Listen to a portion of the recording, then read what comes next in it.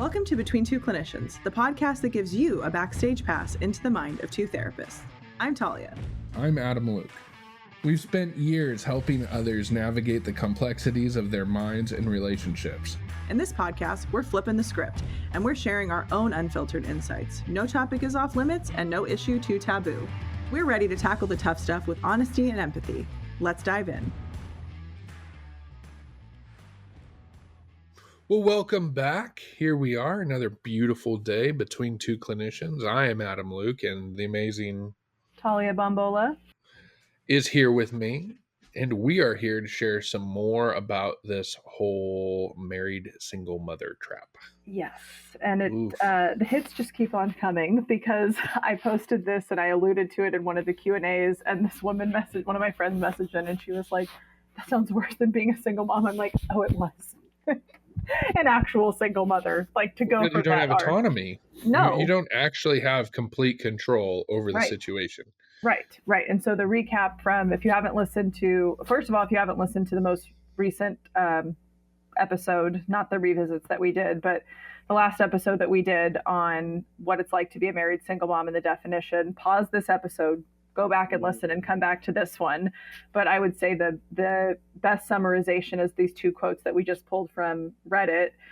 This person was very accurate. I was under the impression that having two parents must make everything better because you had an entire other person helping, which is not the case in the married single mom.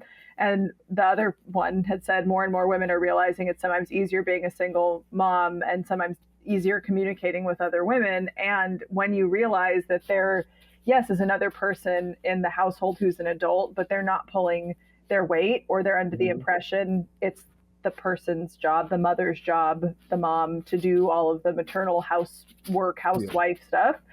And it's an antiquated role that you didn't sign up for, and sometimes, in fact, explicitly agreed against, yet somehow found yourself falling into. I would say it's a mix, and we can talk about it today. Yes, there's things you can do to implement and disrupt the system. So the answer is not always divorce, like I said last time. Right. However, sometimes the answer is divorce. And I want to be very clear about that. If you are making the suggestions we can sometimes, some of them talk about today, and you're not noticing these changes, and the common complaints that I hear from a lot of the women I work with who go through this, sometimes the answer is, I can't be in this relationship anymore because it's costing me too much. So we can go in both directions today, was my thought. Absolutely. I mean, something that's got to be central in this conversation is that whatever decision you make, you have to have ownership in it. Yes. And so that's sort of what you're teasing out here when you say, like, divorce has to be an option, because it is an option. And so it needs to be on the table. Yeah. But you have to take and actually have full ownership if you activate that option. Yes. Because you also have to take sole ownership of if you decide to try to make a go of it and make it work. Something that I think happens is in couples work, people will come to the table, but one of them will have a lot more buy-in than the other. And then it's kind of this process of trying to drag a dead body across the finish line. Oh, I say, how long are you willing to give CPR to a dead body? Exactly. What it is sometimes. And the person who's spouse mandated to go to therapy. So let's say it's the wife being like, I feel like a single parent. This isn't sustainable. Shit's got to change. And he's like, oh, most of the time. Also, let me just caveat this. If you're the one benefiting from the system, you benefiting from somebody else's unpaid labor, it is not likely that you're going to be like, yeah, sounds great. Let's change this. So just want to put that as a caveat. However, if you do decide, okay, my wife's unhappy, I want to go to therapy to change this, being aware that what you're going to hear on the other side of it is like, you're going to need to make some changes and address how the system has benefited you and has not benefited your partner, and understanding that if it continues that way, the romance, the intimacy, the sexual connection, the research does show the more chores, the more inequitable load and the more chores that women do, the less likely the couple is to be having a regular sex life that's fulfilling or satisfying to either one or both parties. Like, that alone is supportive for so many of the women I've worked with. They're like, yeah, I totally understood that. So even if you do stay married and, not stay married for the kids, I don't recommend that. But if you end up staying married under the legal construct because you don't want to pay child support, all this other, the business side of marriage that we can talk about too, that you become uncomfortably familiar with once you go through the divorce and child custody and child support part of the, you know, of the law. If you don't do it that way, you're still going to have differences in your relationship of, okay, just know that my love for you is dead. This is literally a business relationship at this time, and we are going to be running the household. And just because you go to work and come home and make the money doesn't mean you're not able to or not required to participate in the household. Like, you live here too, and most of the time, both people are working. Both members of the relationship are either in remote or in home or out of the home working. They're both bringing in an income. That's not an argument anymore. Well, I bring home the bacon, you fry it in the pan. Cook your own fucking bacon. Like, I'm not doing this shit for you anymore. If you feel like an extra dependent, the last thing I'm going to want to do is be intimate with you. That is across the board what I have heard. It starts to feel like extortion, right? Yes, it's unpaid. Like, yes. Yeah, I mean, it is straight up extortion. So if we're not in a position where this relationship feels collaborative, right, then it's extortive. Yeah. Right. And I think that, and I'm not attacking the traditional household.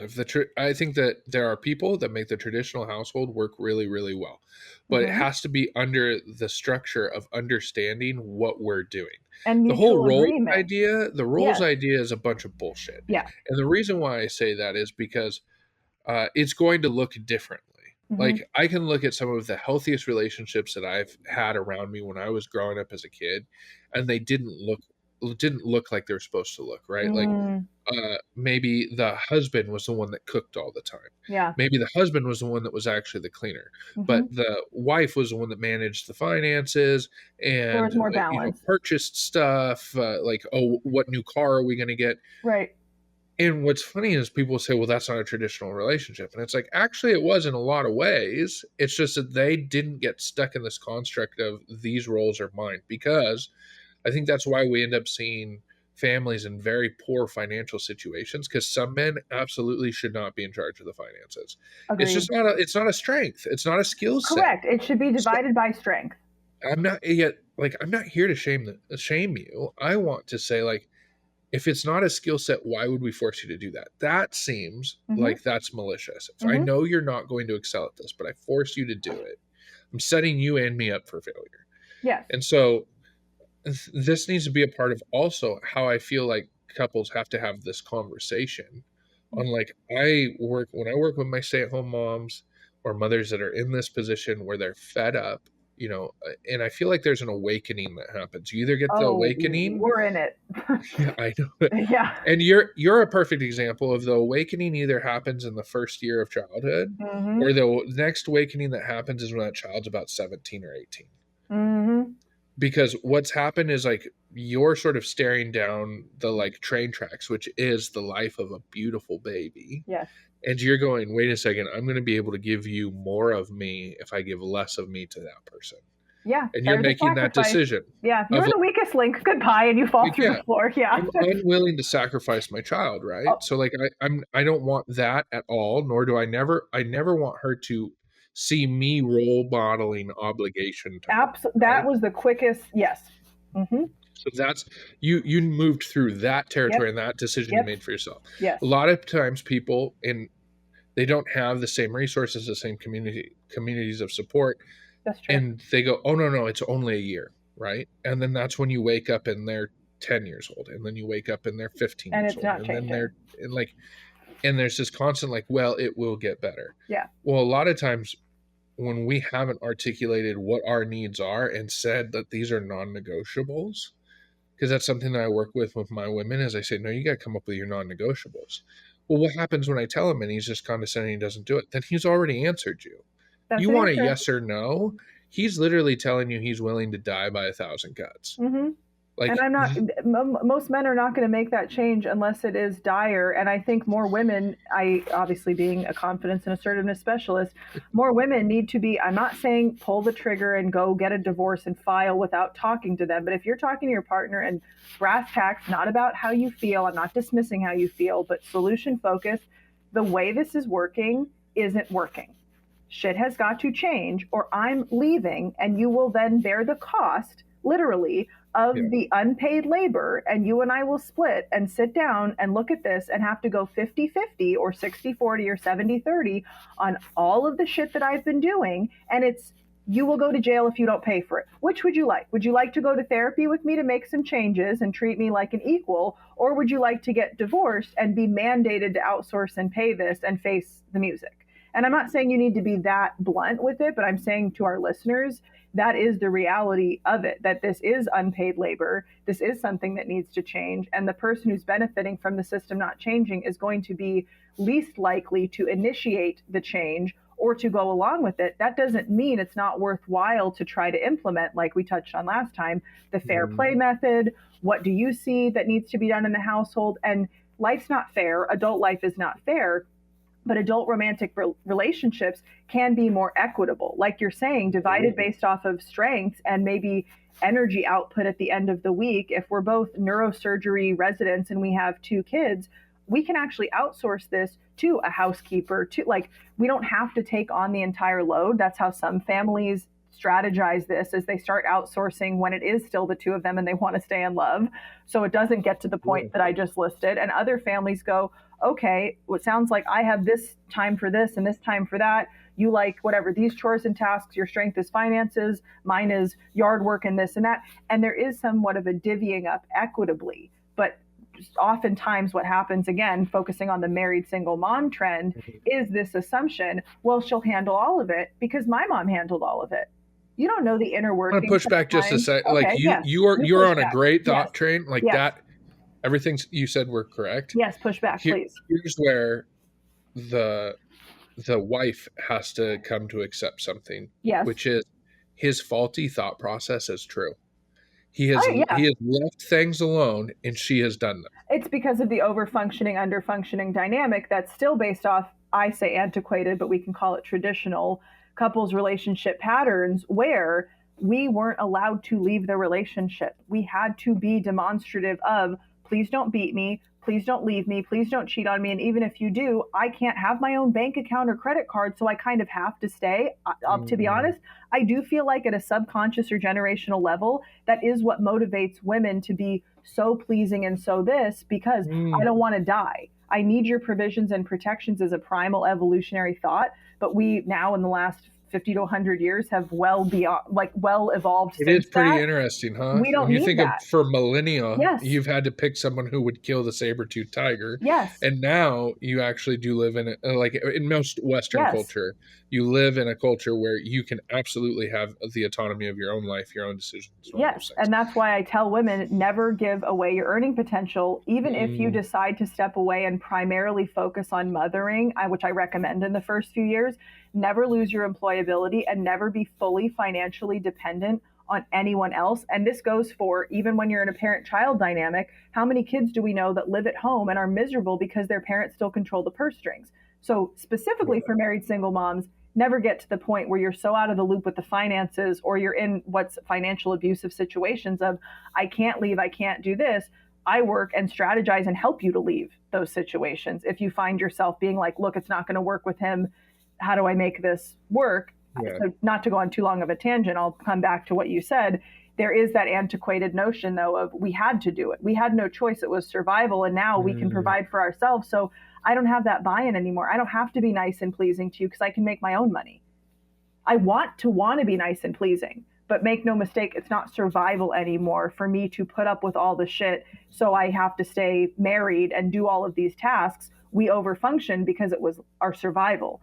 Now our overfunctioning is what was modeled to us, and we don't want that anymore. And a lot of women are waking up to that. And that's why you said around 18 is usually when menopause hits, our hormones level out. We're not acting like the lover girl who needs attention. We're looking at the world through a man's eyes and being like, the fuck is this shit? I'm not doing this anymore. Like, well, your legacy is going to college, right? Yeah. Yes. Like that, like the thing that truly, like, the superpower of women is the amount of suffering that they will go through for the benefit of their child. And that, like, and the problem is, and that's probably where you're going back to, is like on an evolutionary scale, that fucks up a lot of women. Why? Yeah. Because, well, no, I'm going to do it for the kids and it'll be fine. And then what ends up happening is your kids end up experiencing a different mom than you would have been if you were out of that relationship.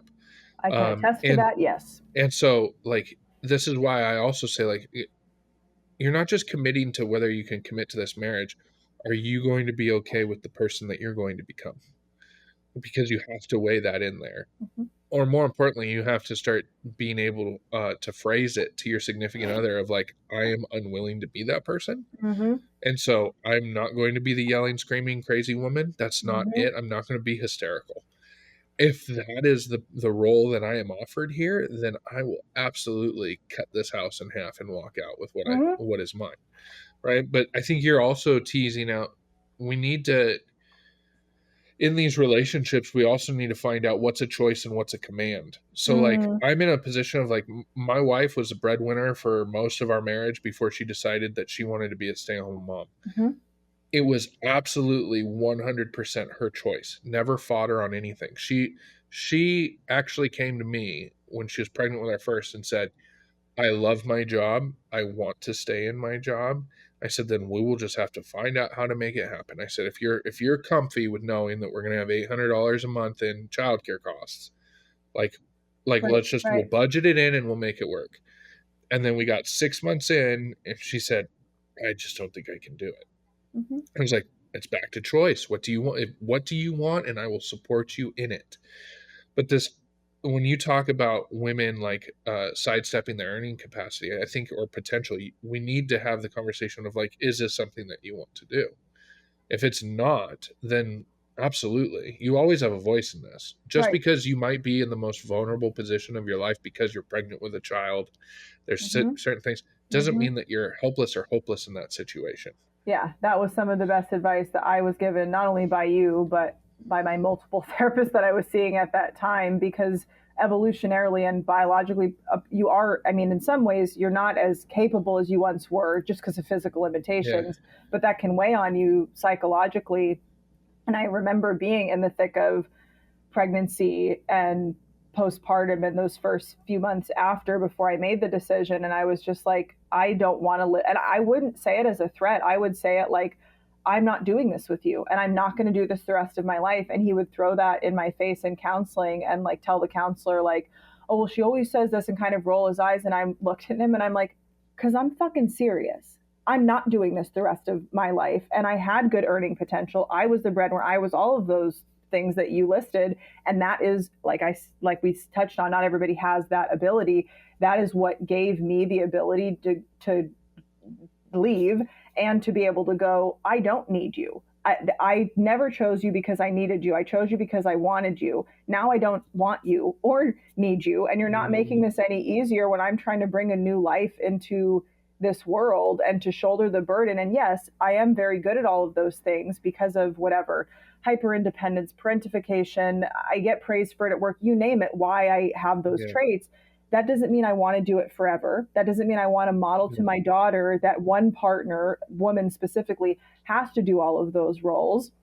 And if it doesn't change, it's not going to be a happy, healthy relationship. Not a lot of couples, this is a separate episode, but also supporting why this married single mom phenomenon occurs. And it's talked about in the book, Necessary Losses by Judith Viorst, that essentially men, so the nurturing and the doting and the fulfillment that women often not misappropriate, but she says that like basically the nurturing that women channel into their romantic relationships with men, if it's a heterosexual relationship, is then reappropriated once the child is born, and the man feels dethroned by the child, doesn't know how to deal with the discomfort of the jealousy and the envy towards a baby of like, why is he getting or she getting all the attention and affection that I used to get? And some then women feel so whole and complete because the love that they really wanted is now from a child, and they go, well, you're the optional one. And if you're making it more stressful, this is the piece. If you're not making it more stressful and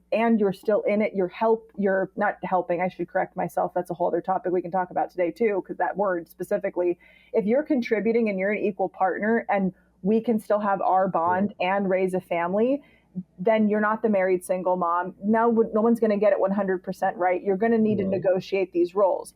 It's when I have this fulfillment now and you're acting like another dependent, being a burden, and have no desire to change it because you like the system that you were benefiting from, that's when the married single mom concept and trend kicks up. And that's what we're seeing the uprising of, is women who did the thing societally. I got married, I had kids, I did what everybody told me to do and was so happy. And can't tell you how many of the clients I see then talk to their parents or aunts or whoever in their 50s or 60s and goes, oh, but I was really unhappy the whole time.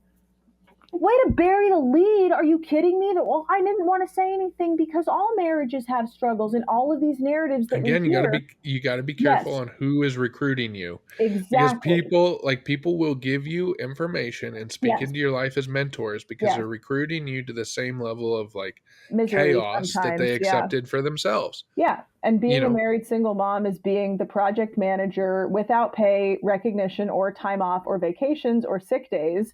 And that's where, if you have a true partner in your romantic relationship, you're going to have a huge adjustment when kids get in the picture. You and I both know this. And there's still something to be said for how do you navigate that shift? When you even bring this up to your partner, what is their response? Do they say, like we touched on last time, just make me a list? No, that's way too much work. Well, tell me what you need help with. The wording of help assumes that it's still the woman's job and sole role to do all of that, and also my job to delegate to you, and that you're somehow helping me. No, it's your job too. We are co-owners of this team and of this job, and we each have our own tasks within that role. But even the wording of help can be triggering, because it's like, you're not helping. And me making you a list and not just doing it all myself isn't helping me either, because it's even more of a mental load. Yeah, the phrasing that I introduce with my couples is, how can I serve you? How can I serve you?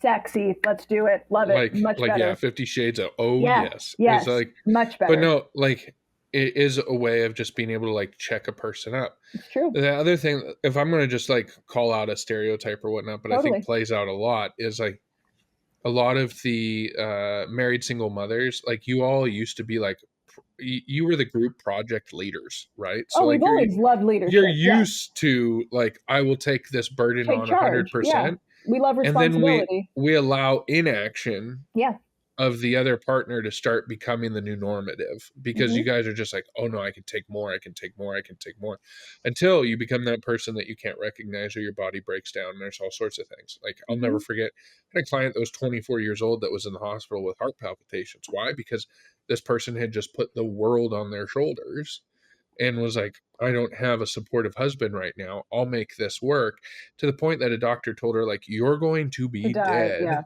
if you don't adjust here. So something that I do want to call out, because at times I feel like we can stereotype men that like there's just like knuckle draggers, and there are, but not everyone is like that. No, what I found is, so there's two type of men when it comes to a baby comes home, right? One starts counting all the losses. The other one is a self-starter.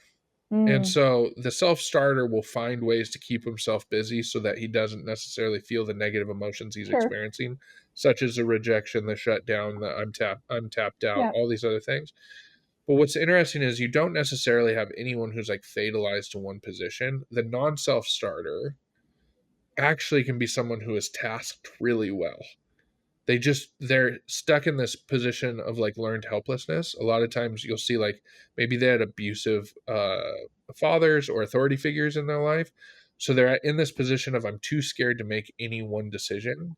And then there becomes this whole process of silent resentment where they start having like complete ownership and making themselves as expendable as possible to the process, because they just keep on thinking to themselves, I don't feel any validation from my significant other, so screw it, I'm going to go fishing, I'm going to stick in the garage, I'm going to drink it when I get home, I'm going to do all these things. It's not a permission slip, but I want us to understand it from a systemic point, because a lot of times I will turn to the women in these couples and, so what have you ever tasked him with? Well, nothing, because I don't trust him. I get it, completely understand. But at the same time, if you're not making your needs known, there's no way for him to serve you. Do you think the wording of tasking, though, is very similar to helping, but under a different guise? So see, I'll call this out. You are hypervigilant to help, right? I think that we have to recognize that not everyone internalizes that word help. Like if True. I don't believe every husband that says, "How can I help you?" is like, "Fuck, woman, you're not doing what I need from you." There are those assholes. I don't even think it's that. I think it's the assumption that it's like freelancing. It's like, well, it's not my job, but like I'll take some off your plate, which again is still, it's not just my plate. It's not. It's Yeah. ours. And I think true. It's just how do we get so there are going to be those straight up duds that are never going to make the turn. They're never going to That get I some. think it's because that's what was modeled to them. True. And they normally come from highly enmeshed like mother. And the societal praise that men get for like, oh my gosh, you're babysitting. And they're not babysitting; they're fucking kids. A babysitter would be more competent in some cases. And the married single mom lens, specifically for this episode, let me save our viewers the vitriol. In the specific lens of married single moms, if that's often the case of like, oh, they're babysitting. Oh, no, they're being a dad. Ideally, they're being a partner, Mm-hmm. but it's that the wording of like it's our plate, it's our this. Society also praises bare minimum involvement on the guy's perspective because of the evolutionary and historic conditioning. Dads were not involved because they didn't have to be. They were out being the breadwinner. The women stayed at home. So there was a crux in society where it was like men went out to work, women stayed home and did the work in the house. Then women were allowed to go in the workforce. Men were also still in the workforce. Then there's the adjustment there. Then there's the adjustment of, then there's now the phenomena of like a stay at home dad. That was never a thing before. That has its own episode that we could do. Then we're getting to the place in society where it's like their parents, especially now with the ability to have more of a non-normative relationship. If you have two moms, two dads, etc., it's the roles, like you're saying. Some roles need to be broken out of, but some roles also don't need to be praised if only one of the binary, if you're looking at it as a binary, of those genders is doing it. That's the piece where it's like, if we want to go towards true equality and break out of this married single mom phenomena, the role should be praised and moms should be getting more credit in society versus demonized for like, what do you mean you didn't do it all? It's like one person on one of the articles was like, I forgot the milk away from rage quitting this marriage. Because it's the frustration. It's like, it's still the assumption that it all falls on us. And if we fail at all, then we're the worst mom ever, either to ourselves or society says it. But if a dad changes one diaper, women of previous generations are like, oh, your father would have never, why did you stay with him and model this shit? Like, that's the part that obviously angers me the most, is so many people are co-signing this that now they don't need to be co-signing that. We are in a different era. We don't have to put up with the bare minimum. Hey there, listeners. Are you tired of settling for less than you deserve in your relationships? Do you ever feel like you're not being seen, heard, or valued the way that you want? Or maybe you've been wondering why you keep attracting the same kinds of people into your life, or why certain patterns seem to repeat themselves in your relationships. The answer might be deeper than you think, and you can find it in my new course. Rewire Your Relationships is a transformative course designed to help you stop settling for less than you deserve and start embodying your most confident, assertive, and authentic self in your relationships. You'll explore how your early experiences and parental influences have shaped your views on love, dating, and self-worth. This isn't just about tips and tricks for dating. It's about understanding the core beliefs that drive your relationships that you attract. You'll learn how to break free from those old patterns and start creating the kind of connections that truly reflect who you are. Imagine stepping into a relationship with clarity and confidence, knowing you're attracting people who value and respect you for who you really are, your deeply authentic self. The Rewire Your Relationship course gives you the tools to rewrite your relationship story, one where you're no longer settling, but thriving. Visit taliabombola.com/rewire-your-relationships or check the link in the show notes for more. I mean, the studies out there will actually suggest that like millennials and X are better fathers, more present partners Yes. from the male side than any previous generation. That like and I would say that like my dad probably role modeled to me exactly what I'm trying to do here, which is he was a very present father. Good. But what's interesting about it is like, as much as hearing you articulate very well how, you know, moms can get the shit into the stick when it comes to like, oh, he's watching his kids. Oh, how long have they had?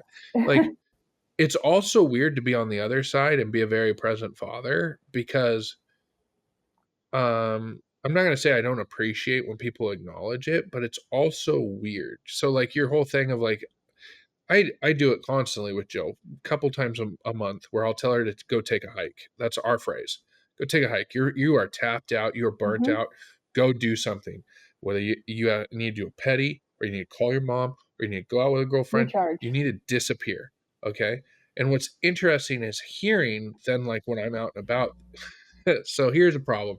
I used to be a mechanic, so I don't wear a wedding ring. Why? Because a lot of like people would lose their fingers if they were wearing a wedding ring. Not because I don't. No, I get it. Okay. But what's interesting is like when I will push Lorelai down a grocery store lane or whatnot, people are like, "Oh, so where's her mother?" Like, who friggin' cares? Like, or I just did a post because we were able to do a little life change here where we were able to get her a car, and we're super stoked about that. And then like how people respond, she's so lucky to have you. Like that goes. I even texted you. One of my friends was like, "What?" And it's true. I'm not discounting this, but it's like, what a great example of a man. Which is, I agree. I wouldn't do this podcast with you if you weren't. But it is this double standard that, yeah, and in a positive way. I think the ones who deserve praise should get the praise, but the ones who are literally doing the bare minimum should not be getting the praise. That's how we enable this culture. It is. I will also say I have a wife that is highly articulate of what her needs are. Very true. And how she needs to be, she needs to be served, right? So like I can only be as good of a husband as I am if I have a partner that's articulating to me what actually moves the needle. But you also strike me as the type of guy who, even if she didn't say that, you would throw spaghetti. I'm highly intuitive. That's what she will say. She gets frustrated by it. But you would try, even like, yes, you're intuitive, but I'm like, even if you weren't, you were still the kind of guy who would try. The people who end up in the married single mom role are with guys who, I am very articulate, as you know. It was not a lack of trying on my end. I can say it in 3 languages, and that's not going to go through. And it's not a fault on my end. It's a fault on the person's end who's receiving it, who enjoys weaponized incompetence, who enjoys bare minimum for high praise, who likes their ego and other things getting stroked without having to do very much. That's the problem. That didn't start with the kid. No. However, I would say there is a stark shift in a lot of guys based on what Judith Fior said in the book, that if the praise and the admiration and all the nurturing is going to the guy, that men are, in a complementary way, simple creatures in terms of not having maybe as many intricate needs or as diverse and networked needs as women. I'm just going to be very stereotypic from what I've been told by the husbands I see. They're like, I just want to be accepted for who I am as a person.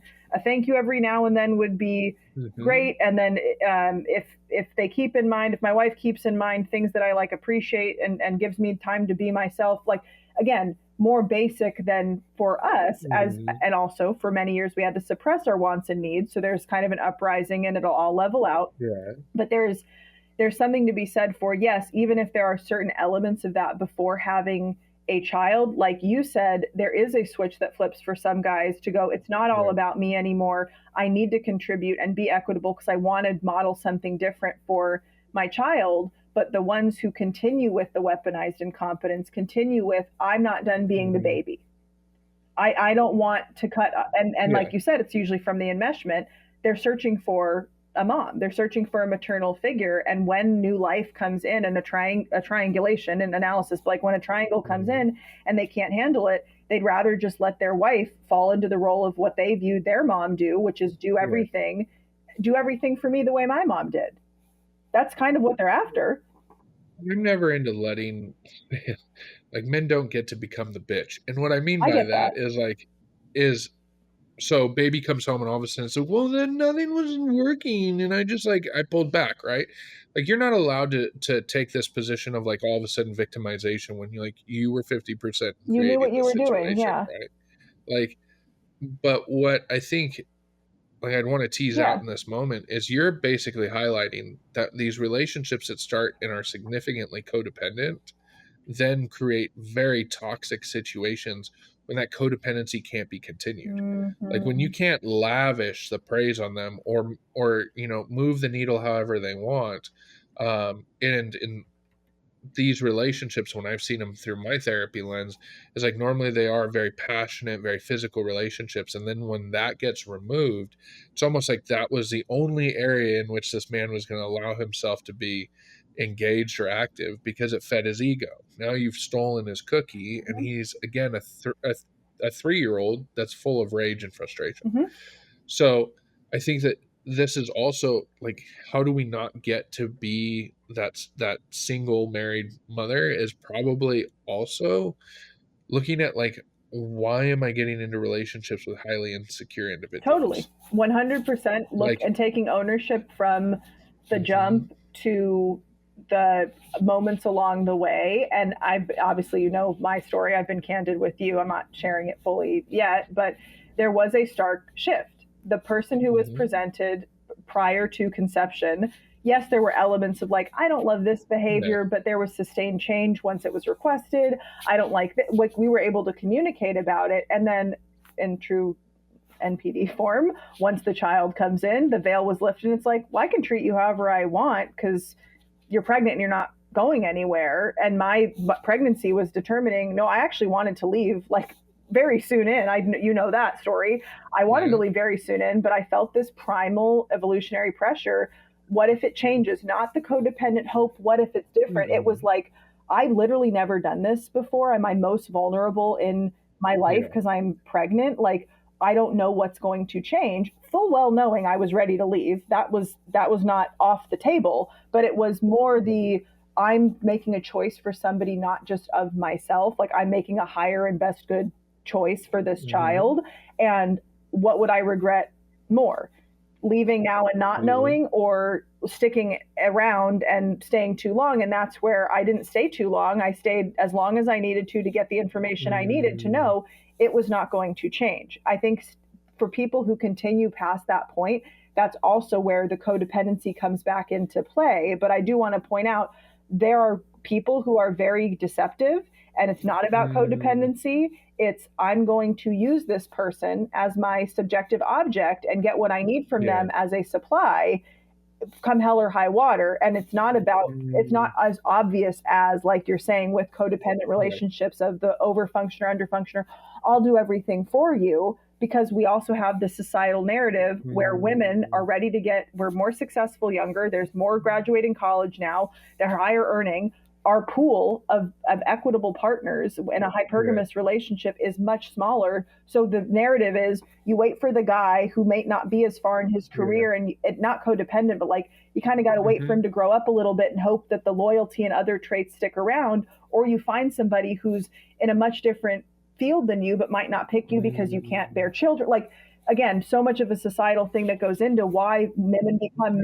I appreciate you bringing up that pressure, right? Like, we're talking hypothetically, and I can feel it in the. But who are our partner choices? The guys who haven't grown up yet, or the ones who are already evolved and have their own family? Then we get screwed out of having our own family. Like, we have to look at society. There's not a lot of people who at our age limit or age level, when we're ready to get married and settle down, a 25-year-old guy is probably not as ready as a 25-year-old girl. Not saying either of that age is ready, but by 30, we just have different and sometimes competing goals. So do we pick the guy who we think is going to be loyal and we grow with them, or do we wait and hopefully, right, evolutionarily find the guy who is, with our egg timing, going to be the right partner and ready to get married? It's so much pressure.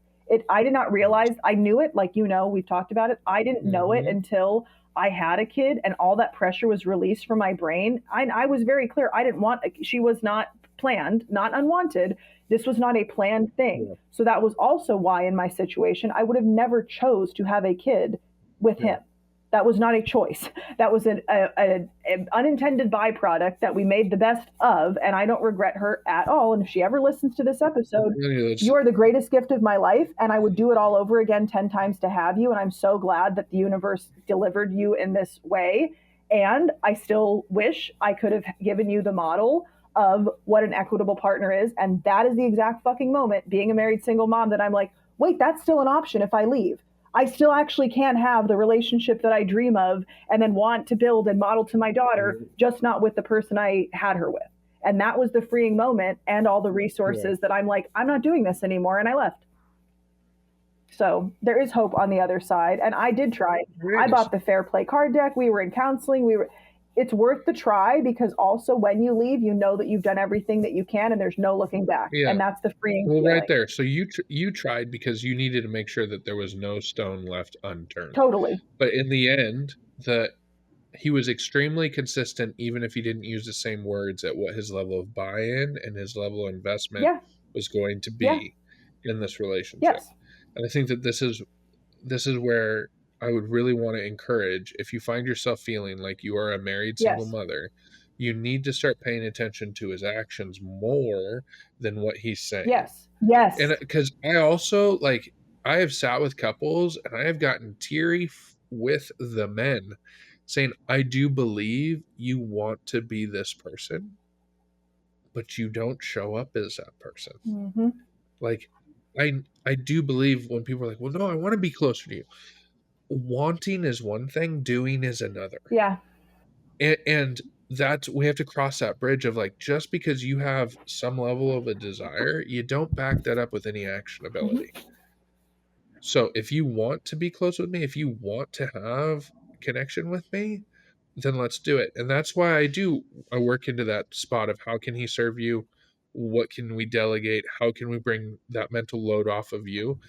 Because I have found, at least with the men that I work with, it doesn't work with every single one of them, but there's a high percentage that once they can recognize, wait a second, if I take more of this load so that it is more equitable, I will have more accessibility to her after the fact. They're all in. It's always worth the try.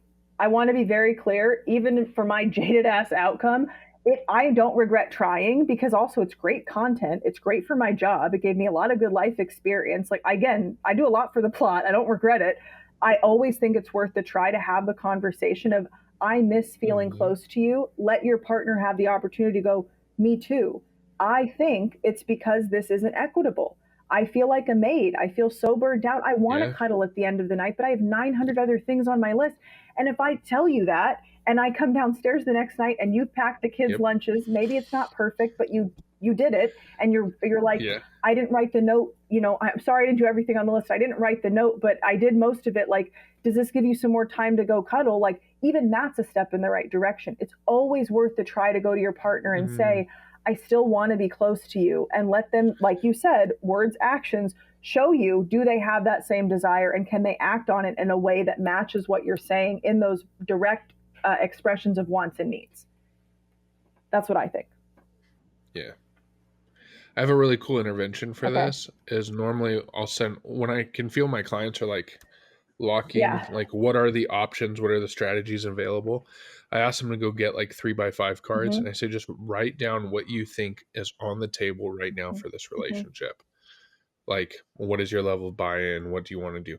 And what was interesting was, I've had this happen a couple times where the men talk about, like, being in a loveless relationship, constantly fighting, being unhappy.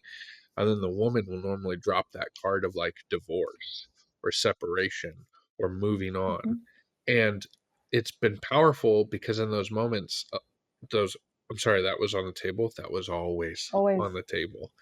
Like, I'm telling you, the thing that I love about, like, TikTok and Instagram is, I don't know if you've been seeing these memes that go around of, like, what a woman thinks of in, like, her last moments of life, and then, like, what men want to die doing, right? And it's like slaying dragons, it's flying old warplanes. And I think that we have to wake up that there are a lot of men that think, okay, well, I signed up for this, so I'm just going to ride this train till it explodes. It's like, that's not everyone's thought process. Like, she's waiting for the next platform to pop off. And what are you going to do then? Yeah. I don't know. There's two songs that a lot of the women who I work with who are married single moms or now just single moms relate to. And it's the Dad's Got Bars, Married Single Moms, great song. Hey, I got a lot of y'all wives in my comments. If half of it's true, I can't stay quiet on this nonsense. They telling me it's called weaponized incompetence. You pretend you don't know how to raise your kids to get out of it. Coasting through life as if there's no such thing as consequence. People find you charming, that's sociopathic confidence. All the smoke and mirrors, you lying straight out your esophagus. You resent your wife because she make you stay monogamous. And then Labor by Paloma. All day, every day, therapist, mother made nymph, then a virgin, nurse, then a servant.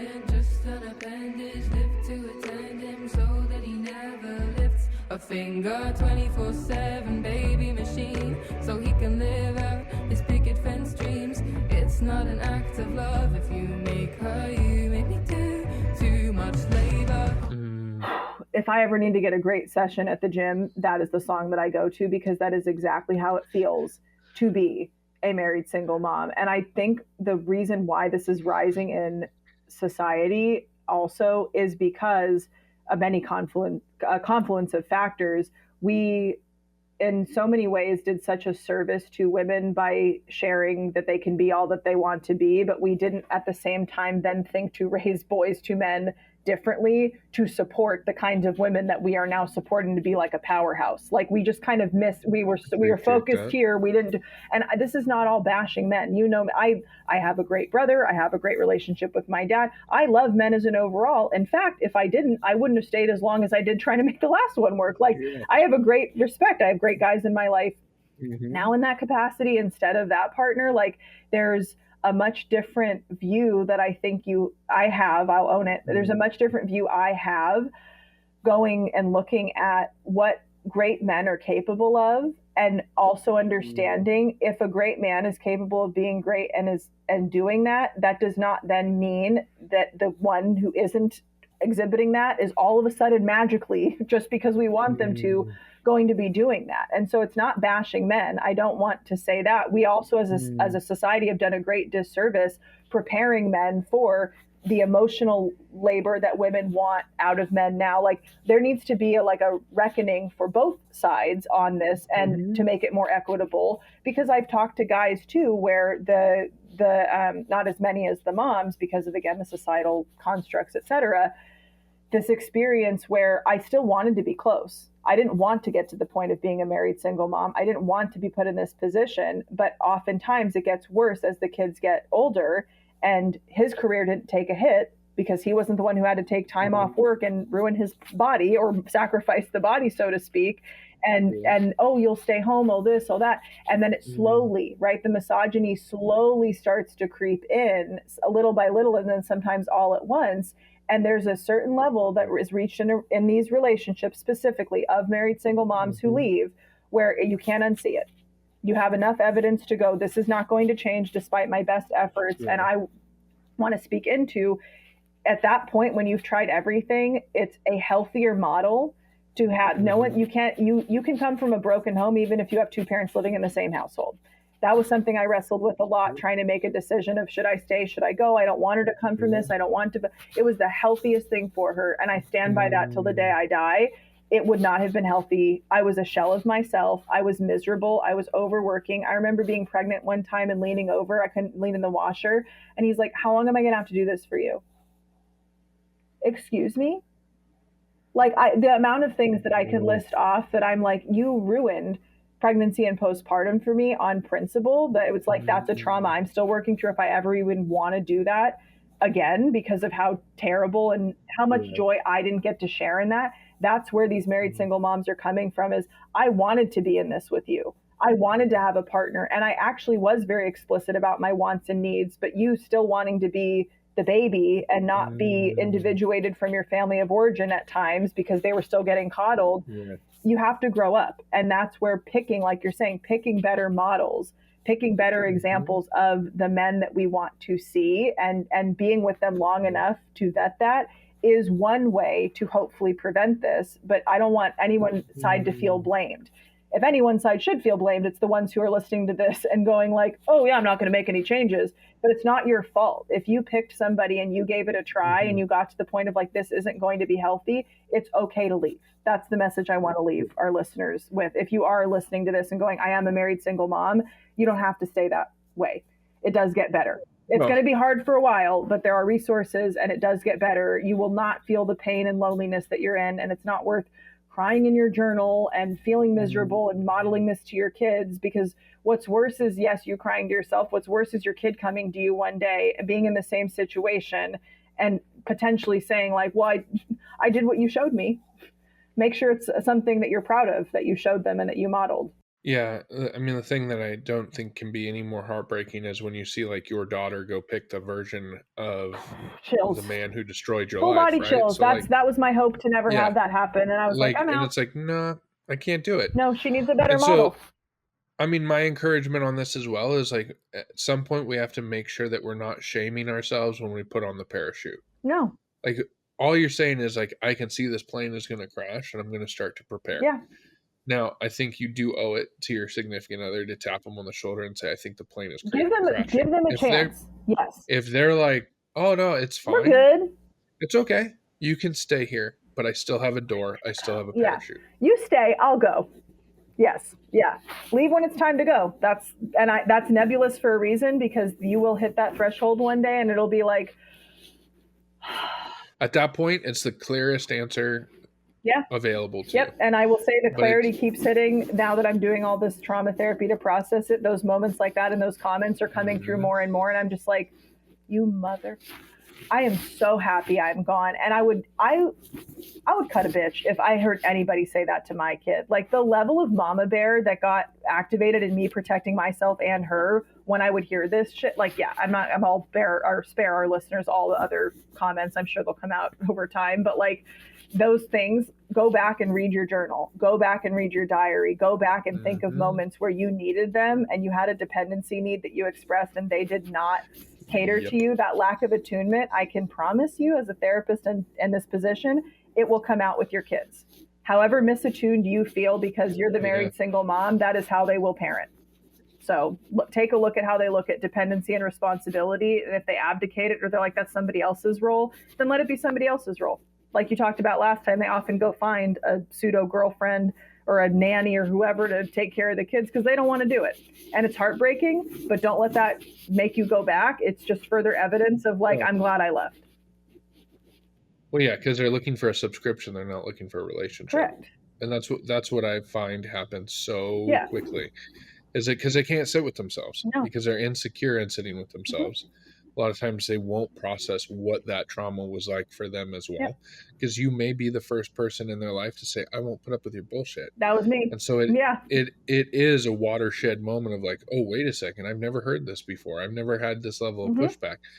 But I can have that level of introspection, or I can throw myself into the active disassociation of another relationship.